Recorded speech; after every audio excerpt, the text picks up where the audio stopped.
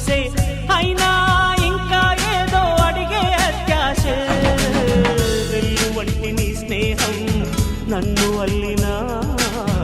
వెన్నెలంటి నీ నవ్వుల్లో చెంపగిల్లినా తహతహ తరగదు అలదడి అనగదు తన సొల ఇది అని తలపును తెలుపదు ఏమిస్తే శాంతిస్తుందో తెలుసా వరసే